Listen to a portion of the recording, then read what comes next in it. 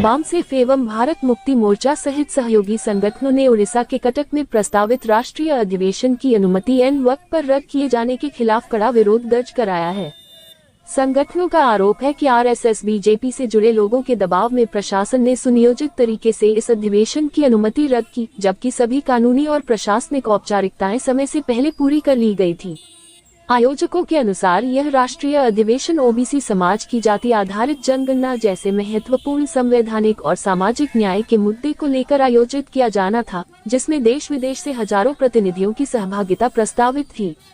आयोजन स्थल बालयात्रा lower ground को पहले ही हैंडओवर कर दिया गया था और तैयारियां अंतिम चरण में थीं। संगठनों ने इस कार्रवाई को संविधान के अनुच्छेद 14 और अनुच्छेद 19 के तहत प्रदत्त अभिव्यक्ति की स्वतंत्रता, शांतिपूर्ण सभा और संगठन बनाने के अधिकारों का सीधा उल्लंघन बताया है। इस संबंध में राष्ट्रपति, प्रधानमंत्री और केंद्रीय गृह मंत्री को ज्ञापन सौंपकर न्याय और हस्तक्षेप की मांग की गई है, जिसमें प्रवीण गजभिये, रामराज पटेल, विनोद पटेल, रमन पटेल, अनिल वंशकार, राहुल बौद्ध।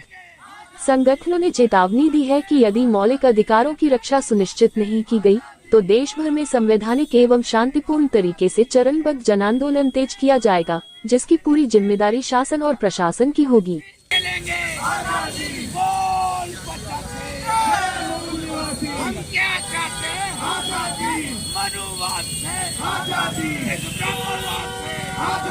संविधान में आर्टिकल 21 है।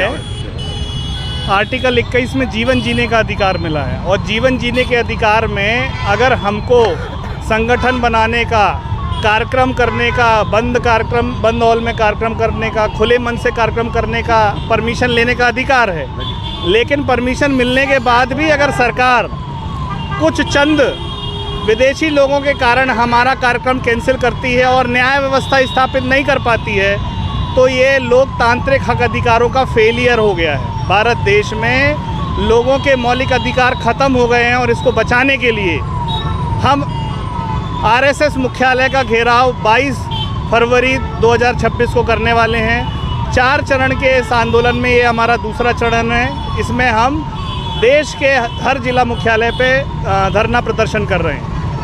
मेरा नाम रामराज पटेल है, मैं राष्ट्रीय पिछड़ा वर्ग मोर्चा का राष्ट्रीय महासचिव हूँ। हमारी जनगणना आरएसएस रोक रही है तो अब हम उसी को घेराव करेंगे, बीजेपी में कोई दम नहीं। आज 15 जनवरी को भारत के 725 जिलों में एक साथ पूरे भारत में धरना प्रदर्शन आंदोलन किया जा रहा है। भारत में संविधान की रक्षा के लिए ये आंदोलन किया जा रहा है। कटक उड़ीसा में भारत मुक्ति मोर्चा का राष्ट्रीय अधिवेशन होना था।